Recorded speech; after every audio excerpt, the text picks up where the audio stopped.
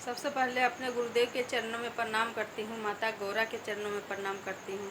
गणेश कार्तिक दोनों भैया के चरणों में प्रणाम करती हूँ और सभी गुरु भाई और गुरु बहन के चरणों में प्रणाम करती हूँ। मेरा प्रणाम स्वीकार। तो दोस्तों, आज हम एक कहानी लाए हैं रक्षाबंधन के। तो भाई बहन के पवित्र रिश्ता रक्षाबंधन की कहानी लाई हूँ। कहानी बहुत सुंदर है, अच्छा से सुनिएगा, शुरू से अंत तक सुनिएगा। अच्छा लगेगा तो लाइक कर दीजिएगा, शेयर कर दीजिएगा, कमेंट बॉक्स में हर हर महादेव जरूर लिखिएगा। तो चलिए हम शुरू करने जा रहे हैं। एक साहूकार के घर में 3 बेटा और 3 बहू रहा करती थी। 3 बेटा और 3 बहू थी। तो सावन जो आया, सावन पूर्णिमा रक्षाबंधन के दिन, तीनों गोतनी अपने अपने सुबह उठ के जल्दी से झाड़ू लगा रही थी। तो छोटी वाली पूछी अपनी बड़ी जेठानी से कि दीदी आज बहुत जल्दी झाड़ू लगा रहे हैं। तो बोली कि हाँ, आज रक्षाबंधन है ना, अब जाने वाले हैं, मायके जाएंगे, इसलिए झाड़ू लगा रहे हैं। बीच वाली को पूछ रही है, छोटी पूछ रही है बीच वाली को कि दीदी आप भी जल्दी जल्दी आज झाड़ू लगा रहे हैं सुबह सुबह। तो बोली हाँ, तो आज रक्षाबंधन है ना, रक्षाबंधन में हम लोग जाएंगे। और तू क्या जानती, तेरा भाई है ये नहीं है तो आज क्या दिन है, तुमको क्या पता? तेरा भाई रहता तब ना पता चलता कि आज कौन दिन है। आज रक्षाबंधन के दिन है, इसलिए हम लोग जाएंगे अपना अपना भाई के राखी बांधने के लिए, तो जल्दी जल्दी काम कर रहे हैं। तो ये बात सुन के छोटी वाली को बहुत बुरा लगा अंदर से। बेचारी मन ही मन बहुत रोने लगी कि अगर मेरा भाई रहता तो आज ये सब हमको ऐसा नहीं बोलती। आज हम ही जल्दी जल्दी काम करके हम ही अपना मायके जाते। रक्षाबंधन था, तो अगर हम भाई को राखी बांधते हैं तो जोर दे हमको जल्दी उठ के काम करना पड़ता। अंदर अंदर से रो रही थी। पर वो कृष्ण भगवान को न बहुत पूज रही थी। प्रतिदिन भगवान को, कृष्ण भगवान को वो भक्ति कर रही थी छोटी वाली। तो गई ना पूजा स्थान, पूजा रूम पर जाके भगवान के पास पूरा रो रही है कि अगर मेरा भाई रहता प्रभु तो आज हमको सुनने को नहीं मिलता। हम तो हर साल आपको पूजा कर रहे हैं और हम हर साल हम आपको राखी दे रहे हैं, राखी बांध रहे हैं, पर आपको बांधे तो हमको कोई नहीं जान रहा है। अगर भाई रहता, भाई को बांधने जाते हैं तो जोर दे सब कहती कि यहाँ इसका भी भाई है। पूरा बोल के उसी तरह वो रो रही थी। सब दोनों गोतनी सब चली गई अपना अपना मायके, वो घर में रह गई। कृष्ण भगवान सब सुन रहे थे, सब देख रहे थे। वो एक साधारण इंसान बन के और उन्हीं का घर पहुँचे। सुबह सुबह उसी टाइम जब उसका गोतनी सब मायके जाने लगा तब वो भी पहुँचे। वो बोलते हैं कि हम ये छोटी को लेने आए हैं, हम आज रक्षाबंधन है तो हम लेने आए हैं। बहुत दूर के रिश्ता के हम भाई हैं, इसका भैया है, तो हम इसको लेने आए हैं। उसका पति बोला कि इतना दिन तक तो भाई नहीं कोई आ रहे थे, आज कौन रिश्ता वाले हैं, कितना दूर रिश्ता वाले हैं, आज तक तो कोई नहीं पहुंच रहा था रक्षाबंधन के दिन, आप कैसे आ गए? बोले हाँ, हम बहुत दूर रिश्ता के लगते हैं भाई, तो हम आ गए, सोच रहे जा रहे हैं छोटी के यहाँ, उसको ले आएंगे और थोड़ा हम भी राखी की बंधवा लें। उसका घर वाला विदा किया। ठीक है, 2 गोतनी तो चली गई, तो ये भी जाएगी अपने भाई को राखी बांधने के लिए, चाहे दूरी वाले रहे चाहे सामने वाले, भाई तो भाई है। विदा दिया उन लोग, वो गई राखी बांधने, जाने बीच रास्ता भेटाया। तब कहती है कि भैया आप इतना दिन से क्यों नहीं आ रहे थे राखी बंधवाने के लिए, इतना दिन के बाद आपको याद आया है? बोले कि हाँ बहन, इतना दिन से हम विदेश चल गए थे काम करने के लिए, इसीलिए हम नहीं आ रहे थे। तो अब विदेश से हम लौट गए हैं ना, तो सोच रहे हैं चलो हम भी राखी बंधवा लेंगे। जा रहे हैं बहन को लाने के लिए, ले आएंगे और राखी की बंधवा लेंगे, उसके बाद फिर उसको हम विदा करेंगे। बोले ठीक है भैया। ले जाए गए तो देखते हैं बहुत अच्छा एकदम शानदार स्वर्ण महल है उसका भाई के घर। वहाँ घर घुसाएँ, घुसा के खूब भाभी उसका आदर मान की, खूब सेवा सत्कार की, खाने पीने कपड़ा लता सब कुछ पूरा अच्छा से उसका साथ व्यवहार करने लगी।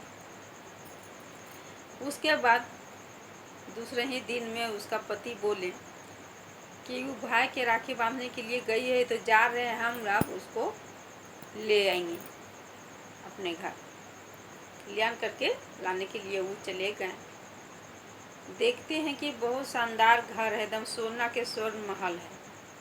उसका भाई देख के, उसका पति जो था उसका घर देख के और चौंक गए। बोले बाप रे बाप, इसका भाई है तो ऐसा ऐसा घर का भाई है, ये तो सोना का महल है इसका घर में। चौकिया देखे, अंदर घुसा, उसको भी मान सम्मान वैसे ही मिला जिस तरह वो ननद का हुआ, उस तरह से उसको भी मान सम्मान मिला वो घर में।